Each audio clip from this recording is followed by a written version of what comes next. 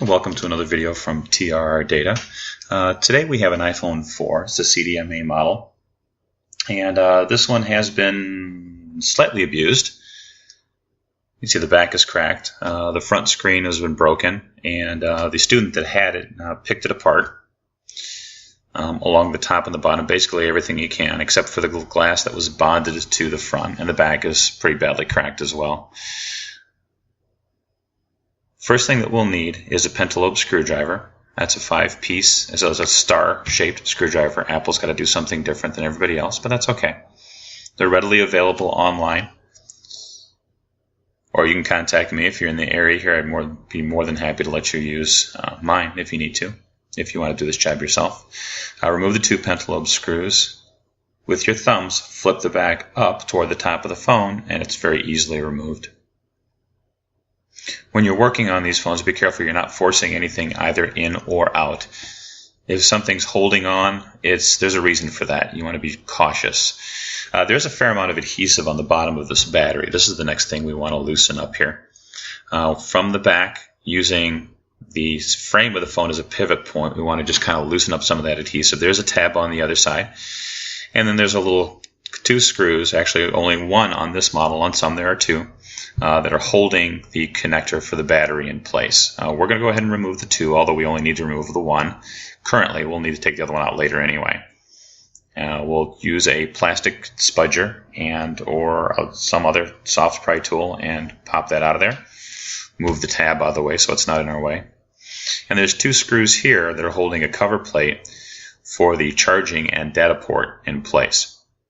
Now, a lot of these cables are held down by adhesive to keep them in place. You want to make sure that when you're removing them, you're taking care. And I don't like using metal on metal when I'm removing these things. So I always like to use that plastic spudger. And carefully working underneath the cable, moving up and out of the way. Now the little dot that I'm pointing out here is the water damage. This phone has not been water damaged. If it had been, that dot would be red. Speaker assembly on the bottom. Well, there are 2 screws, the one that I just removed and the other one here. Now there are 2 little parts that we are going to pull out of there, 2 little wedges. There's one on the top, which I'll be removing now, and there's one underneath the speaker assembly that we'll also remove and get out of the way. Now I do apologize, parts of this video are a little out of frame. There's also a little antenna connector here that will pop out of there as well. Right there. You want to be careful again when removing these, and then unhook it from the 2 little clips that hold it in place. There's a cover plate here that has 5 screws in it that hold it in place. We're going to remove those 5 screws. Also, when you're removing these screws, make sure that you know where they go when you put them back. Keep them in order however you organize, but do keep them very well organized. You can remove the cover plate when you take the screws off, and then put those screws in right next to where the screw holes are on the cover plate off to the side. We'll continue removing those 5 screws. Now, on the one side of this little cover plate, there's a little tab that works under the cable. So when you see me remove this, you'll see me kind of pull down on it toward the bottom of the phone, right here. And it'll pop right up, and there's 2 little tongues that hold it in there. Hold it in the lower part. Top motherboard screw here. There's also a screw that holds this little clip in place, that holds one of the other antenna connectors in place. We'll remove that clip. And there is another flathead screw. It looks like a little star pattern, but a flathead screw will do that. We'll remove that screw. Camera here has the flex cable connector. We'll remove it. This particular camera had the little tab that goes under the other cable, so we'll remove the other cables. Just pop those up carefully.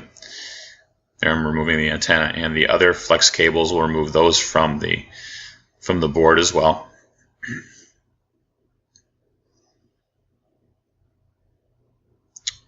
Another screw has been exposed as we remove those. Sometimes that screw has a piece of tape over it, and there's also one in the corner. We'll remove that. And another grounding clip under that screw. We'll remove that as well. With all those circuit board screws out, we should be able to gently remove the motherboard. If it's not coming out fairly easily, there's still a screw in there. Take a good close look around. I'll remove the speaker assembly here, and this we can remove another spacer below it, which is close to where that flex cable comes in.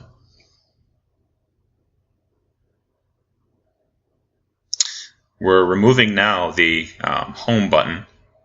There is a small clip on the flex cable on the back side, and we'll remove it from the front. Now this one was super glued in, so it took a little work to get it out. I edited some of that out. If you have to replace your data connector or your charging port, you'd remove these two screws, and you'll see me remove it later. It is not important in the process of replacing the screen. It is not necessary at all. As we continue to work down to the screen, we're going to remove the two screws. There's 3 screws on each side of the screen attaching it to the frame. We're going to remove 2, move the vibrate motor out of the way. It is just held on with some adhesive. Should come off fairly easily with just a little bit of coaxing. Just be careful. And then loosening the 3 screws on the other side. Now I'm just loosening these screws. Now the 4 screws in the corner will remove completely. There's a piece of tape in front of this one, so we'll remove it. And get that screw out of there as well. And each of these corner screws need to be removed completely, but the 6 side screws do not.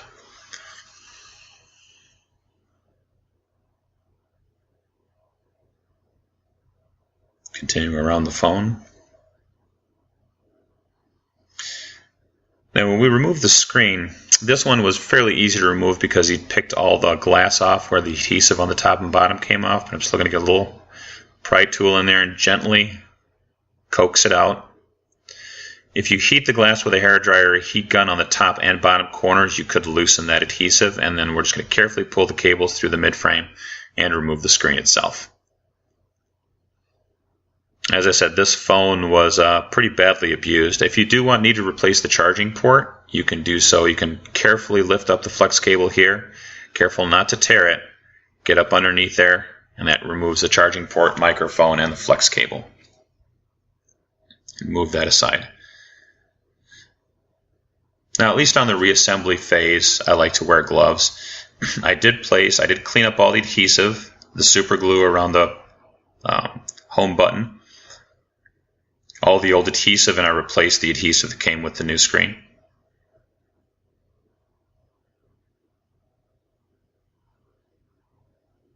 I'm going to replace the charging port as well as the microphone and set the flex cable in place. I apologize for the out of focus. You have to find a way to lock the focus on this camera.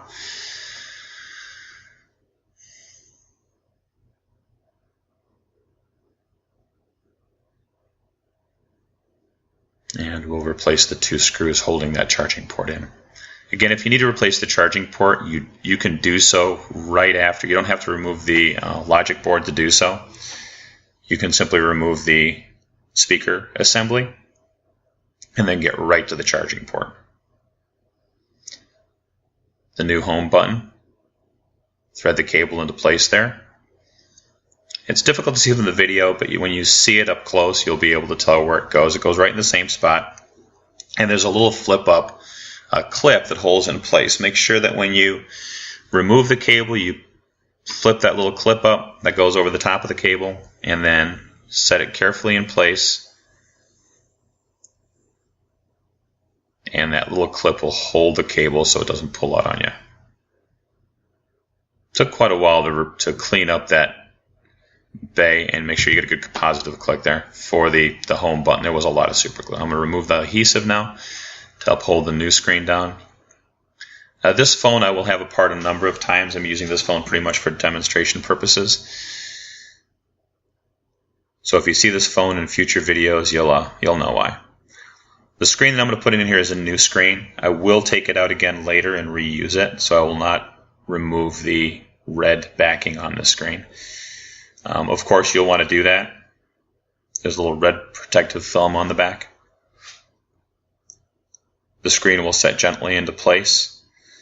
Once it's in place, nip down those 6 screws on the side. Now do make sure that you have the washers on those screws on the side of the screw itself, not the mid-frame.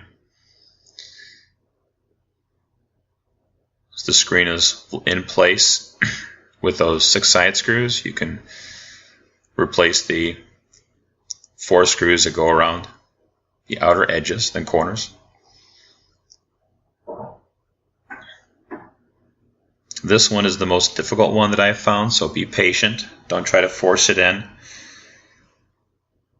It will, if you're doing this for the first time, it will take a little work. That screw especially is a little tricky on that corner. You can't get a good angle. Making sure now to tighten those all the way down on the side. Don't over tighten. You can very fine small screws, you can very easily over tighten those. So just snug them up.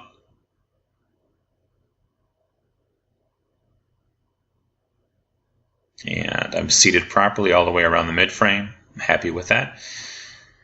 The motherboard now goes right into place. There's a little tab on the top that goes into place. You'll also, one of the things I didn't really point out on here, but there is a small rubber piece that goes along the top of the board there that protects the cables from the display. Also, in feeding the cables from the display back through the mid-frame, make sure they go all the way through. Note the orientation that they're in and how close they are together, and make sure they come through in the same manner. It may take a little bit of prodding or pushing to get that one little tab through the mid-frame. Again, sorry for being out of frame here. But I'll take usually one screw in the top of the logic board and one screw in the bottom just to hold it in place. Now I'll replace that antenna connector on the top here. Be careful, don't force it when you're putting any of these back in place. And there's that clip that holds it in place so it doesn't pop out on you. And the screw that holds the clip in place.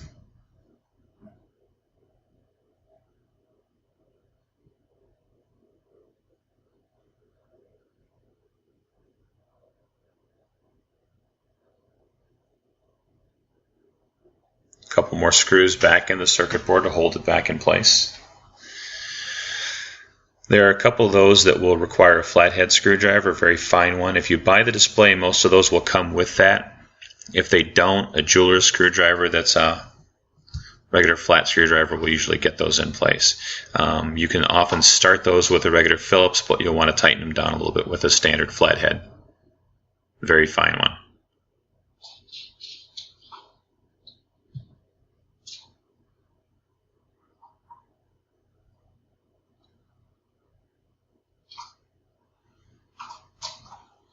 I did replace the speaker assembly, making sure those little wedges, the spacers, are back in place.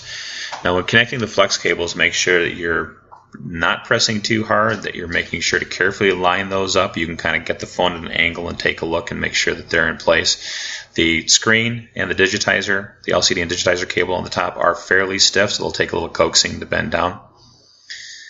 These cables, you want to make sure again that you're not pressing too hard. You will feel a good solid click when they go into place, and they'll be nice and level. And I do check them multiple times before I button the phone back up. Nothing worse than getting a phone put back together, going to turn it on, you find that the LCD doesn't work, or the digitizer doesn't work, or the home button or volume buttons. And putting the 2 tabs on the bottom of this shield here and tucking it under the cables on the bottom.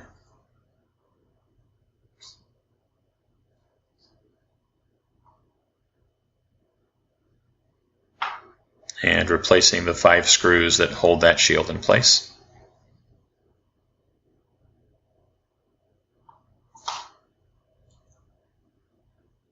Again, don't over tighten. When you feel them getting snug in there, that's all the more you'll need to tighten them. Also, if you have the rubber gloves, it helps keep everything clean. You're not smudging up your screen. And it's easier to place the screws on the tip of the screwdriver, I find. If your screwdriver isn't magnetized, if you have a small magnet that you can place on it, or rub a magnet on the tip or along the shaft of the screwdriver, will oftentimes give you enough, will magnetize it enough that it will hold the screws for you.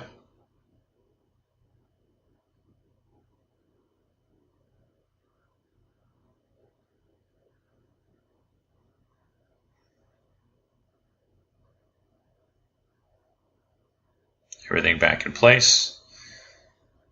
Replacing the connector for the charging port.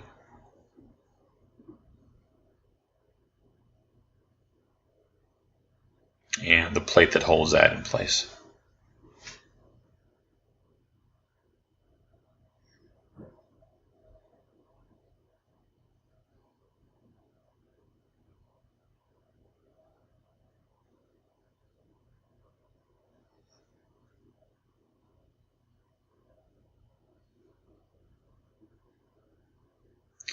Now there's a grounding clip. Let's not forget to put the grounding clip in the bottom there in preparation for putting the battery in. Lay the battery in carefully. You'll be able to snap that connector back in place again fairly easily, but don't force it.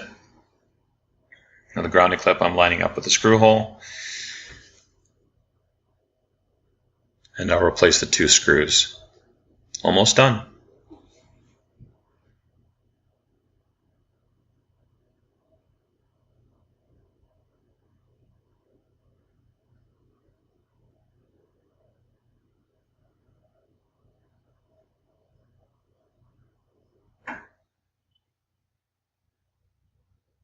Battery in place. We'll take the new back cover, remove the protective covering, set it in place, and then slide it down into place. It may not go all the way down into place. That's okay. When you replace the 2 pentalobe screws in the bottom, you will draw that back in place. So put 1 screw, snug it up, put the other screw in, snug it up, and you may go back through both screws and bring them down just a little bit more.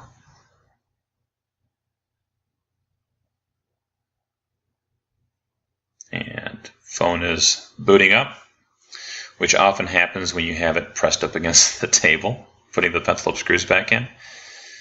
Waiting for it to come back to life here. Home button works. Testing the digitizer. Everything seems to be working well there.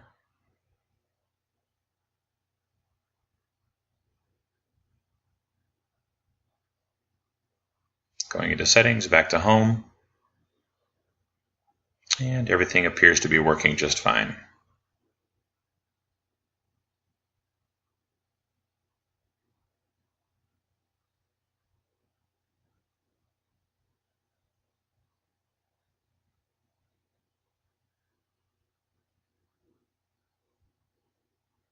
And that one's good to go.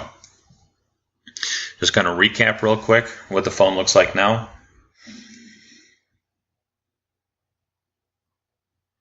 Aside from a few little scuffs on the side, on the mid-frame, phone looks almost new.